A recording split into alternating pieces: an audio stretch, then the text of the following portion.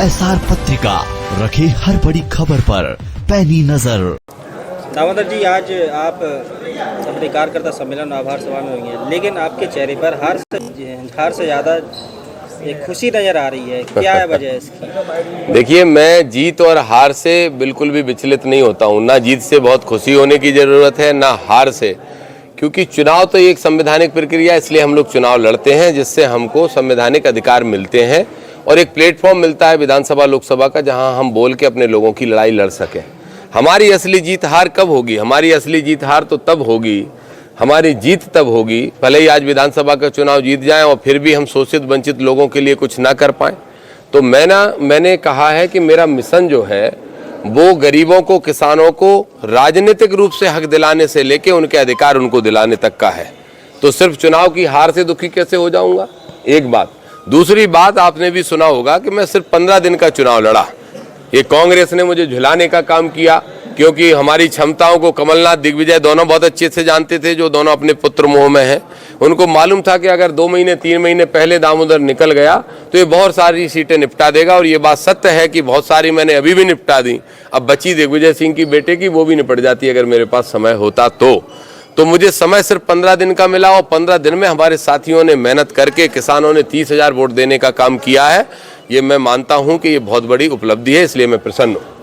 ठीक है, इसके बाद भी आप हारे जरूर हैं, लेकिन उसके साथ साथ मध्य प्रदेश में कई दिग्गज नेता हारे हैं, उसकी भी चेहरे पर खुशी झलक रही है आपकी? हाँ, मेरे चेहरे पे खुशी इसलिए झलक रही है कि सारे सामंतशाहियों को हराने का मैंने आह्वान किया था और मैं मानता हूँ और मुझे इस बात की खुशी है कि मैं 20 साल से जो मेहनत कर रहा हूँ उसका ये परिणाम है कि मेरे वीडियो संदेश भर से 5-5, 7-7 हजार वोटों का नुकसान हो गया।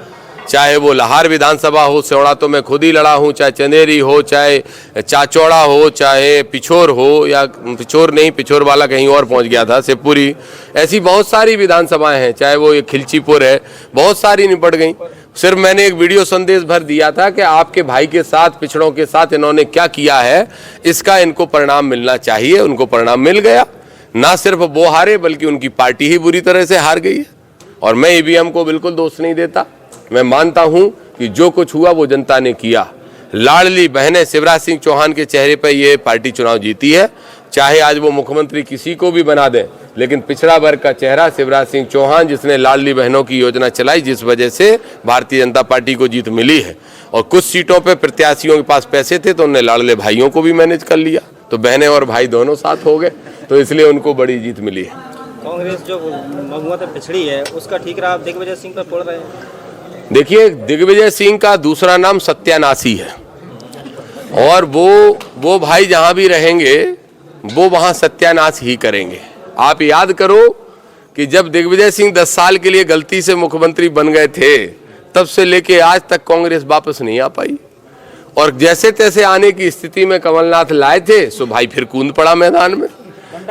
बंटाढार हैं वो, जहां भी जाते हैं। मैंने तो बहुत आग्रह किया, ये जो घनश्याम सिंह 2500-3000 से हारे, मैंने कहा दिग्विजय सिंह सभा कर जाए तो कम से कम 10,000 से हारते थे घनश्याम सिंह।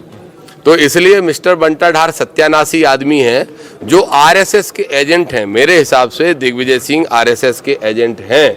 और इसका एक बहुत बड़ा प्रमाण यह है कि जब राहुल गांधी ने 3500 किलोमीटर की पदयात्रा की और जब वो पदयात्रा कश्मीर में पहुंची तो दिग्विजय सिंह सेना के खिलाफ बोल गए। मतलब पूरी राहुल गांधी की महीनों की मेहनत को बर्बाद कर दिया। तो ये आदमी आरएसएस से मिला हुआ आदमी है और ये गरीबों, पिछड़ों, दलितों, अल्पसंख्यकों, एक बात मैं भाषणों में आज भूल गया, बड़ा मुझे कष्ट हो रहा है कि एक तो दलित नेता नहीं है इनके पास कोई भी चेहरा, और बात दलितों की करते हैं, सबसे ज्यादा वोट दलितों के लेते हैं। एक चेहरा इनके पास मुसलमान नहीं है।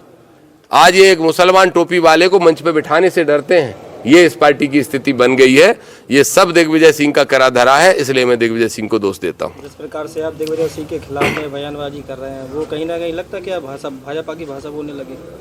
देखो, ये भाषा मेरी है, भाजपा की और कांग्रेस की तो मिलीजुली मामला है ही सब कुछ।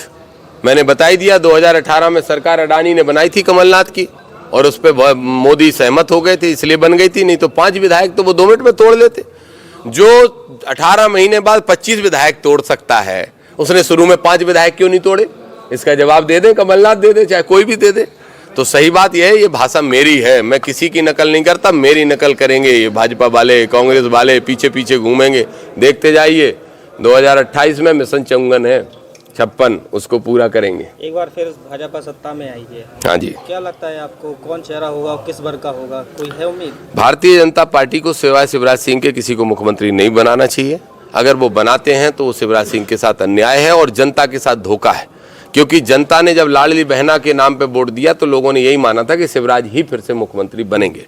अब कोई भी जुगाड़ से बन सकता है, जो मोदी अमित शाह को पसंद होगा वो बन जाएगा, लेकिन मेरा कहना तो यही है, सलाह है, बकाया पार्टी उनकी है कि शिवराज के चेहरे पे वोट लिया तो शिवराज को मुख्यमंत्री बनना चाहिए। पिछड़े वर्ग की भी राजनीति का तो यहाँ पिछड़ा ही चेहरा होना चाहिए आपके? निश्चित रूप से, लेकिन पिछड़े चेहरे में फिर प्रहलाद पटेल ही बचते हैं और तो कोई चेहरा है नहीं। नरेंद्र सिंह तोमर हैं या ये क्या नाम कैलाश विजयवर्गीय हैं, एक यहाँ वाले थे जो हार गए हैं, तो अब वो तो बन नहीं पाएंगे, तो वो उस लिस्ट में ही नहीं है। वो वैसे ही पिछड़ गए, वो ज़्यादा पिछड़ गए, वो ज़्यादा पिछड़े हो गए। अब दामोदर चुनाव, विधानसभा चुनाव संपन्न हो चुके हैं, अब दामोदर यादव क्या करने वाले हैं नेक्स्ट? मैं लोकसभा का चुनाव लड़ने के लिए आज अपने साथियों से बैठक कर रहा हूं।